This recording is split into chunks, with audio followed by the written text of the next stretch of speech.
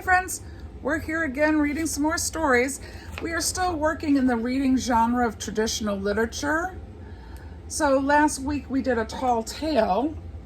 Tall tales being stories from long ago in our country. We read Clever Beatrice. This week I'm talking about another type of traditional literature, and that is going to be fables.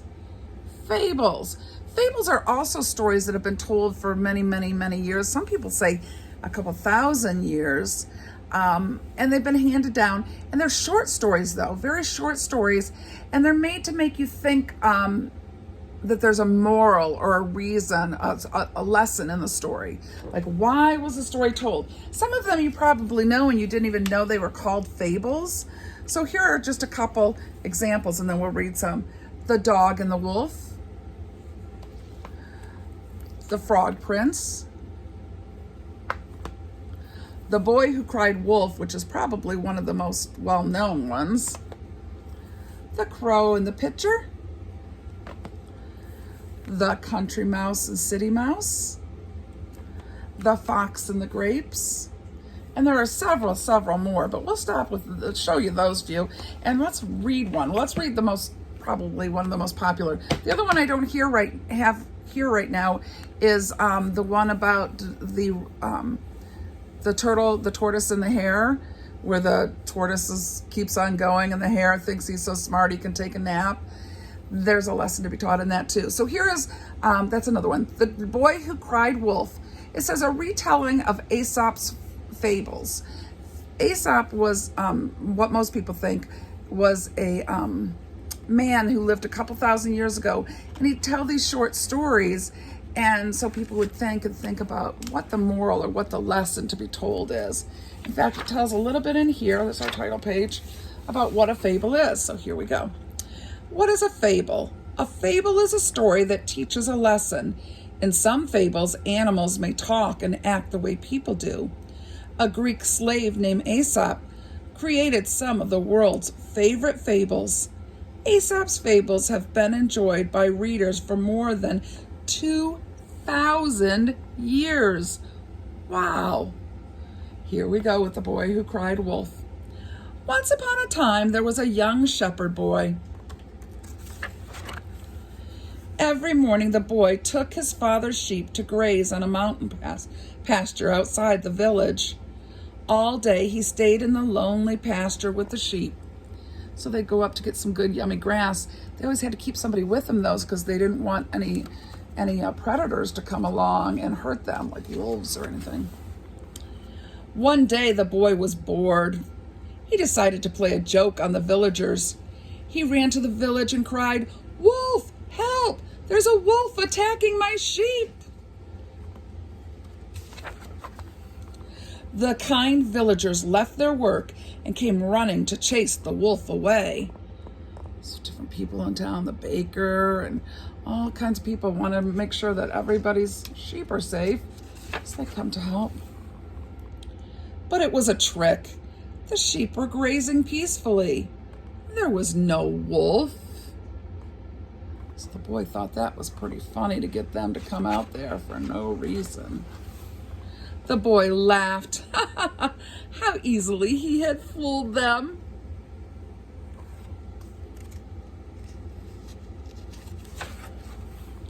The boy played the same trick again and again. Each time the villagers came running. Each time there was no wolf. What do you think they're thinking? Look at their faces like, all right, now I'm starting to get mad. You keep calling us out here. We've got things to do, and you're just playing tricks on us. One day, wolves really did attack the boy's sheep. The frightened boy ran to the village and screamed, "Help! Wolves are attacking my sheep!" What do you think's going to happen? Can you predict? Predict means make a good idea of a guess on what's going to happen. But no one listened to the boy. No one came to help. The villagers didn't believe the boy, and the wolves ate his sheep. Why do you think they didn't come? Because the boy had lied so many times, nobody believed him, even when he was telling the truth. So the lesson in the story, or the moral of the story, as we say, is don't lie. And if you try to trick people too many times, they're not going to believe you when you really need them to.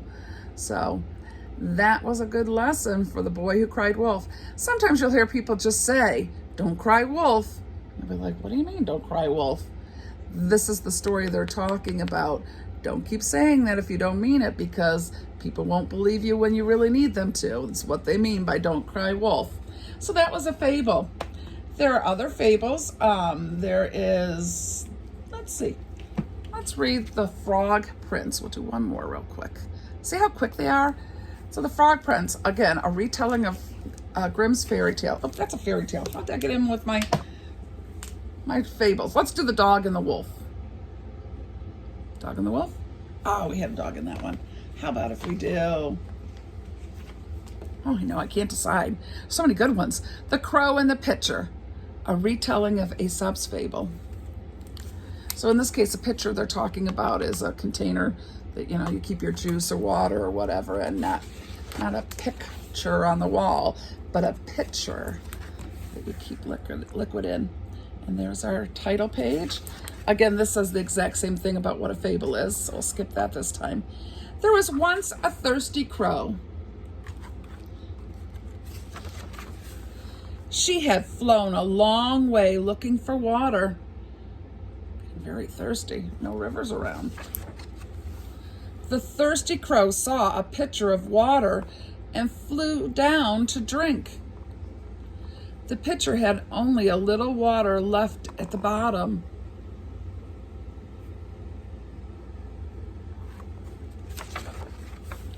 The crow put her beak into the pitcher. The water was so low she couldn't reach it. But I must have water to drink. I can't fly any farther, thought the crow. She's really thirsty. Her energy's gone. She needs some water. I know. I'll tip the pitcher over, she thought. What will happen if she tips the pitcher over? Could lose it. The thirsty crow beat the pitcher with her wings, but she just wasn't strong enough to tip it. Oh no. Maybe I can break the pitcher. Then the water will flow through. The water will flow, thought the crow. She backed away to get a flying start. She figures she can break off the top, break it some. She'll be able to get into the water. With all her might, the thirsty crow flew at the pitcher. She struck it with her pointy beak and claws, but the tired crow wasn't strong enough to break the pitcher. Just as she was about to give up, the crow had another idea. She dropped a pebble into the pitcher. The water rose a little.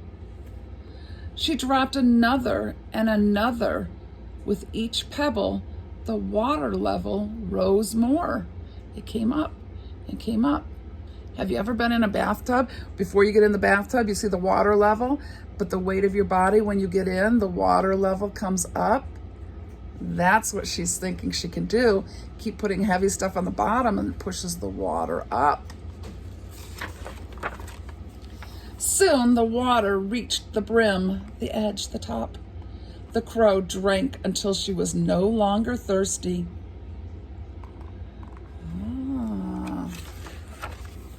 The crow was pleased with herself. By refusing to give up, she had solved her difficult problem. Yes, she had. And that's the end. So what is the moral or the lesson to be learned in the story? Don't give up. What was her choice? If she gave up, she wouldn't have been able to live. So sometimes you have to look at things at different ways. In this case, she couldn't figure out solving her problem by the couple ways she decided. So she had to think and then think of other ways that maybe she thought, I've thought of this before. If I put something in, I notice things rise. and she solved her problem. So the moral of the story is don't give up, try different ways. So that's another Aesop fable, a little lesson to be told in quick, short little stories.